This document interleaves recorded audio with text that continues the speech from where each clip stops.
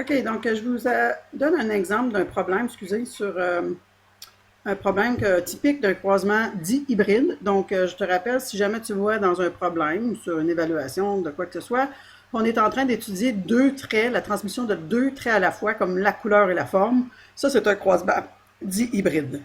Et puis, Mendel, quand il a fait ça avec les poids, il a procédé de la même façon que ces croisements mono-hybrides.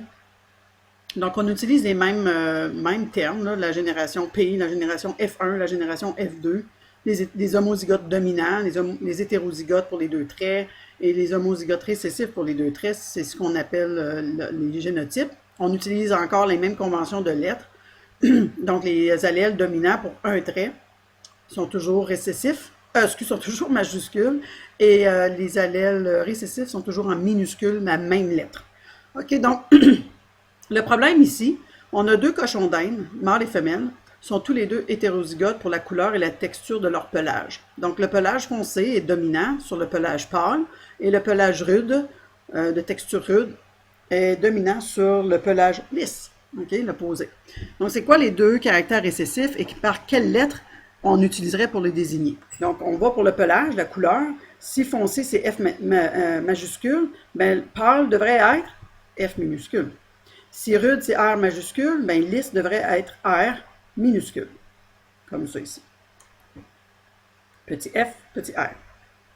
Quels sont les phénotypes des deux parents? OK? Phénotypes, c'est leurs apparences, donc les deux vont être foncés et rudes.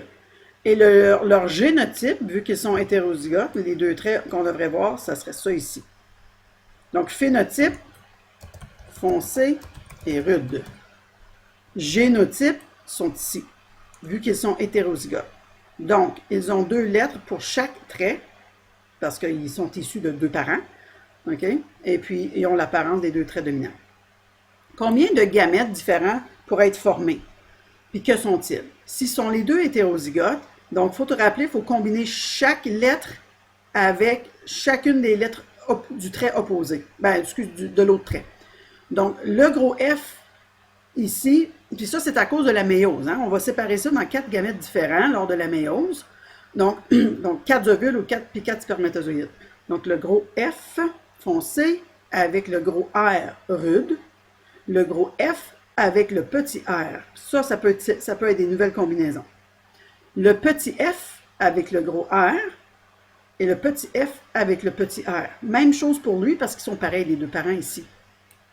Donc, voici pour les deux parents les 4 différents gamètes possibles pour ces parents-là. Quel sera le rapport phénotypique de leurs descendants? Quelle va être l'apparence de tous leurs descendants? Donc, faire ton échiquier. Donc, qu'est-ce que j'ai fait? OK? J'ai mis chaque parent les gamètes possibles qu'on a déterminé qui étaient ça ici, pour chaque parent. Gros F, gros F, petit F, gros R, petit F, petit r. Quand c'est des hétérozygotes, tu n'as pas le choix, ils vont avoir 4 gamètes.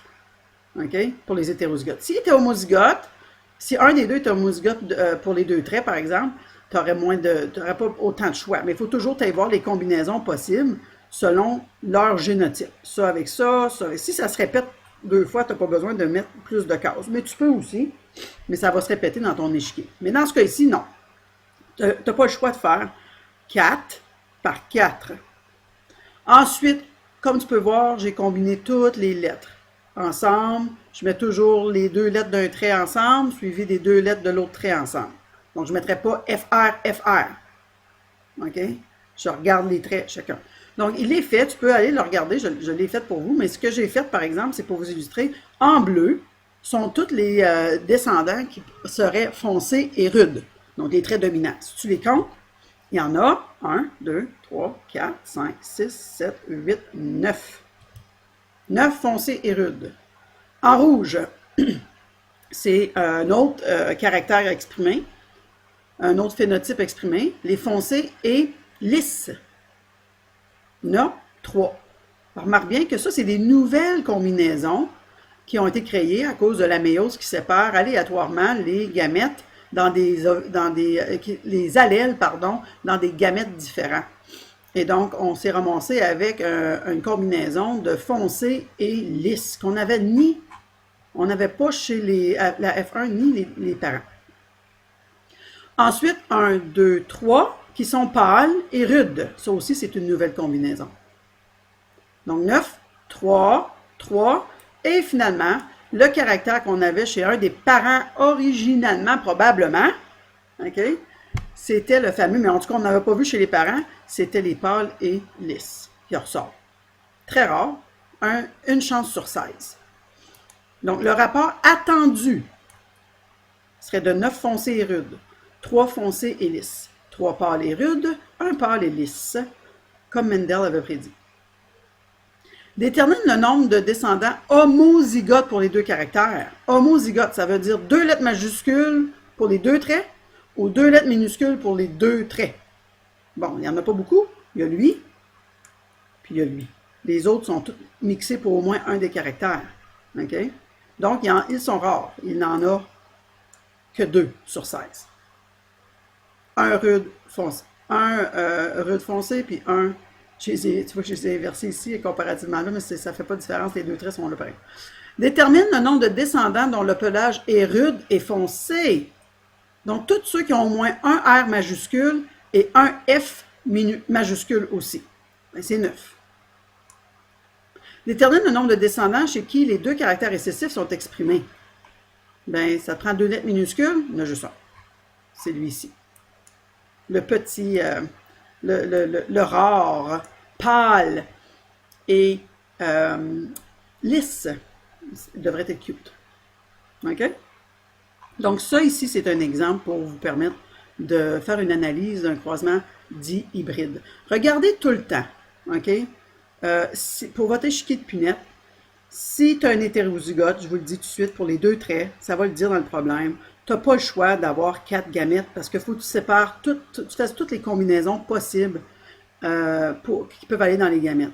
Si jamais on va dire que lui, ici, là, on aurait dit un hétérozygote qui aurait été croisé, je fais juste de faire un exemple, avec un homozygote récessif, ben lui, il peut juste donner des allèles F, R comme ça. Fait que si tu vois qu'est-ce que je veux dire, allez toujours bien sortir vos données. Fait que ça se répéterait, là, ici, là. Tu n'aurais pas un rapport 9-3-3-1 là, dans ce cas-là. OK? Fait que si on croiserait, en fait, lui, vu qu'il donne tout le temps la même affaire, pourquoi en mettre 4? Tu pourrais tout enlever, ça ici, puis mettre les combinaisons, parce que ça se répéterait tout le temps. Ça serait donc tout quand même des foncés. Si tu aurais un hétéro... Tu vois ici? Excuse. Tu aurais sur 4 individus. Que ton rapport soit sur 16 ou sur 4, là, ça donne les mêmes rapports. Là, il serait foncé et rude. Ici, il serait foncé. Je vous donne si tu aurais un autre exemple. Foncé et lisse. Ici, il serait pâle et rude. Puis tu pourrais avoir un pâle et lisse. Si je répéterais ça, là, ça serait tout le temps la même affaire. Fait que je fais un rapport sur 16 ou sur 4, ça, je pourrais l'éliminer. Mais tu peux juste faire ça si tu avais dans un problème un homozygote récessif, tu peux le représenter, il donne tout le temps le même allèle, les mêmes combinaisons d'allèles dans ses gamètes. Fait que je le fais sur 16, dans ce cas ici, ça va tout le temps donner ça ici. Fait que je pourrais même réduire ce rapport-là sur 4.